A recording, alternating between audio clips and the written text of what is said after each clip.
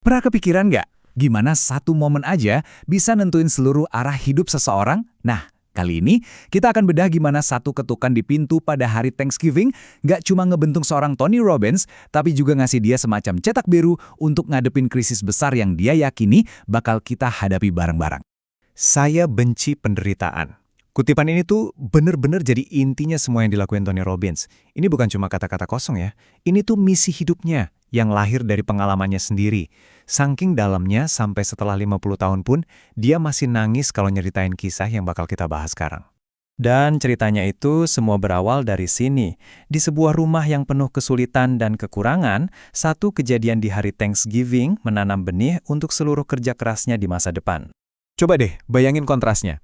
Di luar sana, semua orang lagi ngerayain Thanksgiving, hari yang penuh makanan, penuh rasa syukur. Tapi di dalam rumah keluarga Robbins, wah, suasananya berat banget, penuh sama teriakan orang tuanya yang lagi berantem. Meja makan kosong, dan satu-satunya yang melimpah di sana cuma rasa putus asa.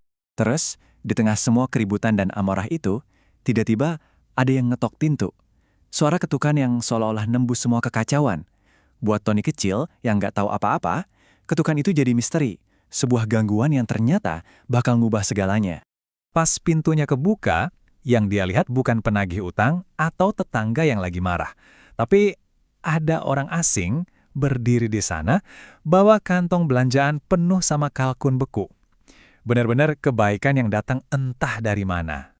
Nah, disinilah momen paling pentingnya. Ayahnya Tony itu nggak ngelihat makanan. Yang dia lihat itu kegagalan dirinya sendiri. Dan reaksinya, malu. Marah, tapi Tony yang masih kecil, dia ngelihat sesuatu yang beda banget. Bukti kalau orang aja peduli. Satu kejadian yang sama, tapi dialami dengan dua cara yang benar-benar bertolak belakang. Pengalaman inilah yang akhirnya ngebuka mata Robbins tentang sebuah kebenaran fundamental gimana kita ngebentuk realitas kita sendiri. Intinya, ini bukan soal apa yang terjadi sama kita, tapi soal keputusan apa yang kita ambil tentang kejadian itu. Kata Robbins, setiap saat, sadar atau nggak sadar, kita tuh selalu bikin 3 keputusan ini. Pertama, kita milih mau fokus kemana. Kedua, kita nentuin apa artinya fokus itu. Dan ketiga, kita mutusin tindakan apa yang bakal kita ambil. 3 keputusan simpel ini diam-diam ngebentuk takdir kita. Oke, sekarang kita coba terapin kerangka ini ke cerita tadi ya. Ayahnya fokus ke ketidakmampuannya ngasih makan keluarga. Artinya apa buat dia? Aku nggak berguna. Tindakannya, marah dan putus asa. Sebaliknya, Tony fokus ke makanan yang ada di depan mata. Artinya, ternyata orang asing peduli. Tindakannya, janji pada diri sendiri. Suatu hari nanti, aku bakal lakuin ini buat orang lain. Cerita yang kita pilih buat dipercaya, itu yang nentuin segalanya. Sekarang, kita geser yuk dari perjuangan pribadi di masa lalu ke tantangan sosial yang jauh lebih besar, yang menurut Robbins bakal segera datang. Dia ngelihat ada jenis penderitaan baru yang bakal melanda kita semua dalam skala massal. Ancaman ini namanya disrupsi AI. Dan kata Robbins, penderitaan yang bakal disebabin itu jauh lebih dalam dari sekedar masalah duit. Ini krisis makna, krisis identitas. Coba bayangin, kalau kerjaan yang selama ini jadi definisi diri kita hilang, kita ini siapa? Nah, inilah penderitaan massal baru yang dia khawatirin. Lihat deh angka ini, 8 juta. Itu jumlah supir profesional di Amerika Serikat aja yang pekerjaannya terancam sama mobil otonom. Logika bisnisnya simpel banget, kata Robbins. Kalau kamu bisa ganti manusia pakai mesin yang lebih efisien, ya pasti kamu lakuin. Perubahan ini bukan lagi soal kalau, tapi kapan. Dan semua ini terjadi lebih cepat dari yang kita kira loh. Pakar-pakar top kayak Ray Kurzweil dan Jeffrey Hinton itu udah prediksiin datangnya kecerdasan umum buatan. Itu loh AI yang bisa mikir dan belajar kayak manusia cuma dalam 1 dekade ke depan. Waktu kita buat beradaptasi, makin sempit. Jadi pertanyaannya sekarang, di tengah badai ini, kita bisa apa? Untungnya Robbins nggak cuma ngasih peringatan, dia juga nawarin seperangkat alat, semacam cetak biru buat kita nggak cuma bertahan, tapi juga bisa berkembang di dunia yang baru ini. Robbins bilang gini, di masa depan kamu tuh nggak bakal digantiin sama AI, kamu bakal digantiin sama orang yang tahu cara pakai AI.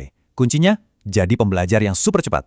Dan buat itu, ada 3 skill yang harus dikuasai, pengenalan pola, pemanfaatan pola, dan penciptaan pola. Pertama, pengenalan pola. Ini tuh kemampuan buat ngelihat siklus, entah itu di ekonomi, di hubungan, atau bahkan di kebiasaan kita sendiri.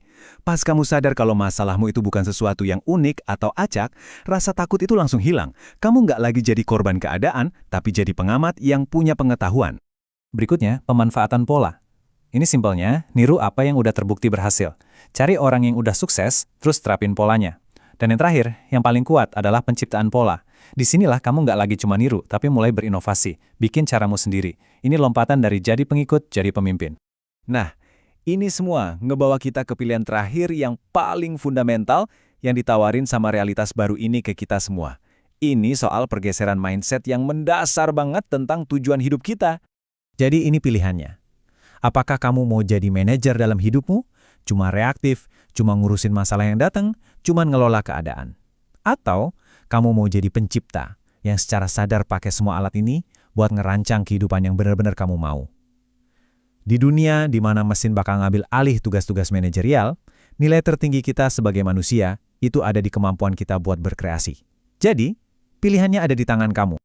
Nah, sebelum kamu tutup video ini, aku mau bilang terima kasih buat kamu yang sudah nonton sampai akhir.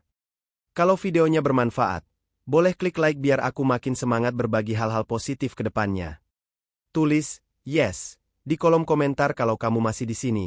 Aku pengen tahu kamu benar-benar ikut sampai habis. Jangan lupa juga share ke teman-teman kamu yang mungkin butuh info ini, karena berbagi hal baik itu langkah kecil buat dampak besar. Dan kalau kamu belum subscribe, yuk gabung bersama kami. Terima kasih sudah jadi bagian dari perjalanan ini. Kita tumbuh, belajar bersama, dan ayo Indonesia maju terus.